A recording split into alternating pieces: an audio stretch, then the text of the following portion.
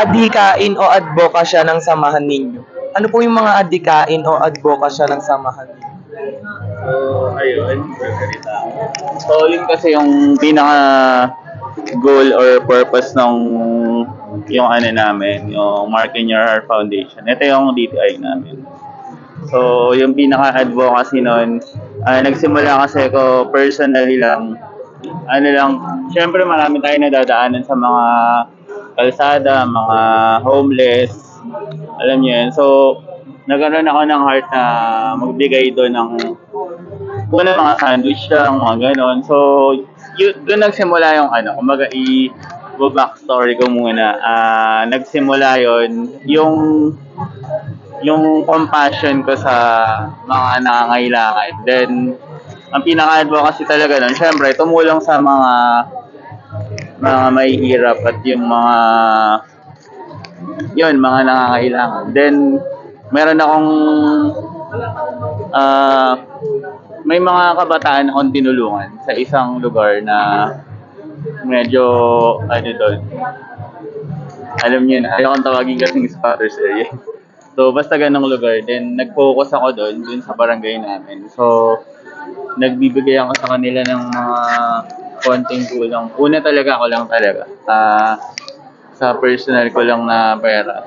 Then, may page kasi yon. So, dinodocument ko na doon. Then, pinopost ko yon for the sake na ma-encourage ko yung ibang tao na kaya din naman nila yung gawin. Kahit simpleng bagay.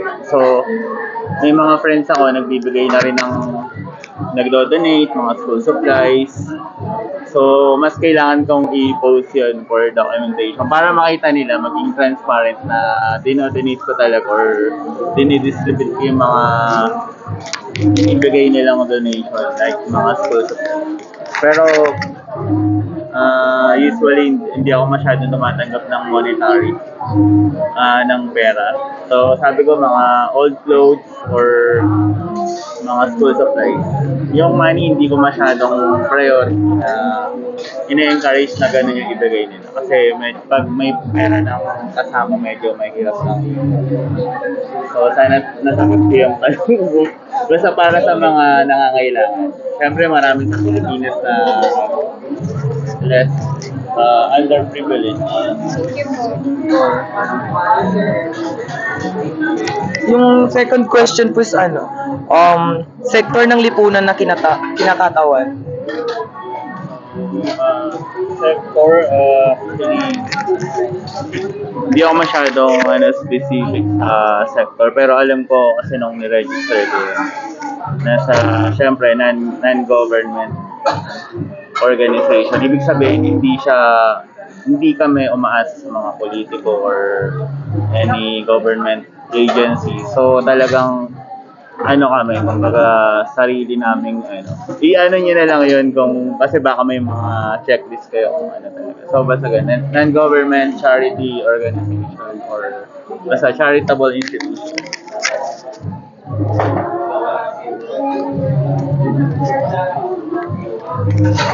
Ako na mag-edit mo. Yung po, magtatanong po kami tungkol dito sa mga panayam na sinagot niyo. Yung unang tanong po dito na binigay namin, aktibo po ba ang inyong samahan sa kasalukuyan? Yes, active naman po ngayon. Siyempre itong mga nakaraan, may mga dumating na naman na bagyo. And kapag may mga emergency na nangyayari like nagkakasunog or mga ganong mga pangyayari, mga kalamidad. So, doon kami mas active kami sa mga ganong, kung kailan kami mas kailangan, doon namin talaga binubuhay yung Meron ba? Pangalawa po, nakikipag-ugnayan po ba ang inyong samahan sa pamahalaang barangay, bayan o lungsod na inyong kinabibilangan? Nakikipag-coordinate ako in terms of, syempre, kailangan ng permit. Like, pero hindi kami nangingi kasi ng suporta. hindi kami nagsosolicit. Naipag-ugnayan kami sa pamamaraan na, for example kasi may bagyo tapos may project akong evacuation classroom. Nagtuturo ako dun sa evacuation center. Mga bata, magdadala ka ng coloring books and materials. So, may graduation sila.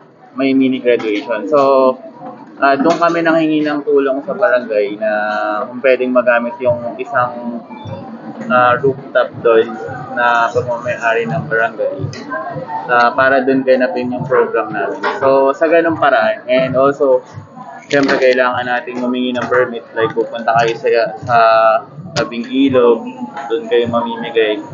Ganong paraan ng pakikipag-ugnayan. Pero yung mag-aano kami ng solicit.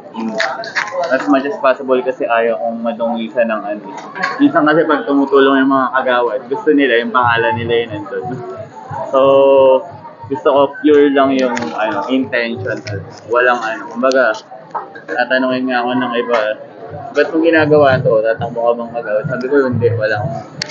Tatakbo lang ako, pero hindi kagawad. Takbo lang. So, yun. Ganong pakikipag-ugnayan lang. May kinatawan po ba ang inyong samahan sa People's Council ng inyong pamahalaang barangay? Wala po kaming kumbaga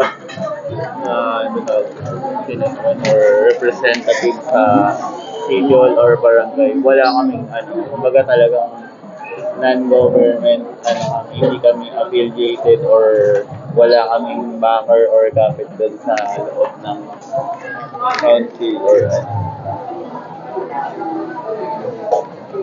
wala po. Ano po? Kung wala po kayong kinatawan sa People's Council, ano po ang inyong mga paraan upang maiparating ang inyong advokasya sa mga opisyal na pamahalaan? So hindi siya directly pinaparating. Siyempre, through yung mga gumagawa kami ng mga short films or mga documentary na siyempre nung pandemic, gumawa talaga ako ng documentary na naka-center dun sa mga kabataan. Which is sasabihin talaga nila kung ano yung pangangailangan nila, yung galing talaga sa kanila directly. So, in terms of that, syempre, nasa photo and video industry kasi ako, photographer, videographer. So, in that way, sa mga documentary or short films, ipopost ko yun sa mga social media. So, makakarating sa mga government officials or Kasi may nananawagan din ako doon minsan na sana matulungan nyo sila kasi yun, limited lang yung resources ko pero syempre i-share nila yun pero hindi ko kasi directly na isa-send ko sa kanila kumbaga parang mamamalimos or so ayun sa ganung paraan yung communication for papunta din parang Hanggang 8 lang naman. Sa paanong paraan po aktibo ang inyong partisipasyon sa pamahalaan? aktibo wala kaming tao doon pero syempre wala kaming kapit doon hindi kami pero if ever may mga for example yung mga medical assistants pinopromote ko yung mga medical assistants ng gobyerno. Pinopost ko doon sa page. Kasi minsan yung mga tao, hindi lang sila literate. For example, pwede silang makakuha ng guarantee letter sa mga senators. So, kung ang gawain namin, ini-educate namin sila na kasi minsan marami nagpi-PM sa page. Tulungan nyo kami, nagkasakit yung namatay. So, ma'am, ito po yung mga way para matulungan kayo ng government namin. So, in a way, pinopromote ko yung mga projects or existing na possible resources ng government. Kasi karapatan nila yun. Ngayon, hindi lang nila alam na pwede silang pumunta sa DSWD para kumuha ng mga maintenance or hospital bill. So, sa ganun paraan. Pero hindi yung wala talaga kaming sa loob. So, nire-research namin kung ano yung mga makakatulong sa kanila. Then, pinopost namin sa page. Kumbaga, hindi namin sila talagang ini-spoon feeding na ibibigay lang namin yung nila. Tinuturuan namin sila kung paano makasurvive and paano yung ma-avail yung mga resources ng pamahalaan. May mga pagkakataon po ba na nahihirapan ang inyong samahan na maiparating ang inyong advokasya sa pamahalaan at bakit? May mga times kasi may mga nakakasama ko like yung isang videographer ko. Yung lalo na yung sobrang bumagyo talaga ng sobrang maraming natinsala dyan sa Bagong Silangan. Yung kasama ko, gusto niyang, sabi niya, humingi na tayo ng tulong dito sa mga kagaw. Pero, dun in that way, sabi ko, sige, kung gusto mo, kung kaya naman. In that way, medyo nahihirapan kami kasi may kanya-kanya kasi silang agenda. Like, yung mga kagawad or syempre, for election. I mean, gusto kasi nila talagang pag tumulong sila, example, yung mga food packs, andun yung malalaking pangalan nila, yung mga mukha nila. So, yun yung iniiwas ko din na kumbaga, ang hirap kasing humingi ng tulong sa kanila na gusto ko sanang magbigay ng tulong sa tao, maging medium yung organization. Kaso lang, gusto lagi nilang i-credit sa kanila. Which is hindi naman talaga sa kanila yung pera na yun. Sa tax pa din yun ng tao. So, dun kami nahihirapan. Siguro kung meron mang struggle, yung mga ganun. Pero, as much as possible, kung kaya naman namin i-provide yung mga resources, hindi na kami lalapit. Kasi nga, medyo, alam niyo naman yung politika natin, yung gobyerno, kailangan may backer or meron talaga mga agenda. Hindi ka naman sinisiraan, pero basta yun.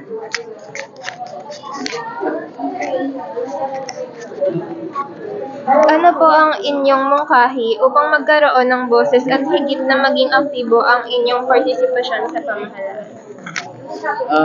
Tingin ko ngayon nakakatulong naman yung mga party list. Then, yung suggestion, sa isang barangay, kailangan bawat, though sa ibang barangay, gumagana na yun. Yung may purok leader. So, sa purok leader, tapos meron dong homeowners association, nakikipag-coordinate sila sa purok leader. Then, yung purok leader, kung ano man yung available na ayuda sa barangay, syempre maipapahatid nila yun. So, ganun lang, dapat merong naka-designated leader sa bawat lugar para mas madali yung ibababa nila yung information na merong ganito, may ayuda or may mga medical mission, mga ganun. So, minsan kasi maraming hindi naaabot ng mga ganun. Kumbaga, kawawa naman sila kasi hindi na sila napupuntahan kasi ayun, minsan dahil hindi sila botante or so hindi sila pina-prioritize or hindi sila na aabot ng tulong ng barangay or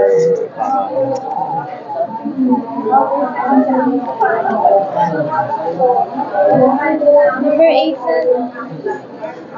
Ano po, last na po. May mga paraan po ba kayo na mahikayat din ang iba pang miyembro ng inyong komunidad na mapabilang sa inyong samahan at advokasya? Ano-ano pong paraan ang inyong isinagawa or isasagawa? So, yung mga paraan na ginawa namin,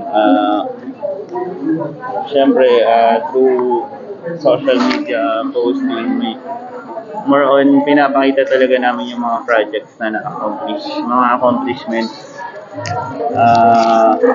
Gumagawa kayo ng video kasi kumbaga parang sa documentary, for example, merong nasalanta talaga. Lahat, buong bahay nila nag-iba. Doon, papakita namin doon na nire-rebuild yung bahay nila. Like, bumibili kami ng mga yero, ng mga plywood. So, nakikita ng mga tao. Siyempre, sinishare namin sa wall namin. Nakikita nila na nabubuo uli yung bahay nung tinulungan namin. So, na-encourage sila. Maraming, hindi kasi directly nagre-recruit ako. Kumbaga, pinapakita ko na agad yung accomplishment, yung output. So, in that way, marami nagme-message sa akin. Paano makatulong? Then, as much as possible, sinasabi ko sa kanila, hindi naman dahilan na busy kayo para tumulong kayo. Kasi kung gusto nyo, ako nakukuha din sa bahay nyo ng mga lumang damit or mga laruan or anything. Kasi minsan yung tao, wala lang talaga silang oras.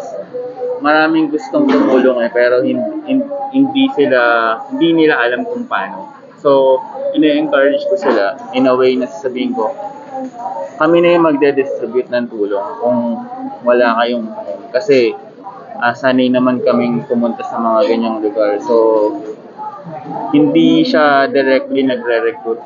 Pero, through the accomplishments, doon sila na-encourage na sumali, makibahagi. So, ayun. Ganang paraan. Thank you po. Siyempre. Pero po ba? Di ba hanggang 8 lang yun? Oo, wait. Umiyak na ngayon. Ay, ito. Paano? 8 tapos bakit sa naging panay? Wala na yan. Hindi. Kung paano... Wala yan. Ano yan? Panuto yan. Paano natin gagawin?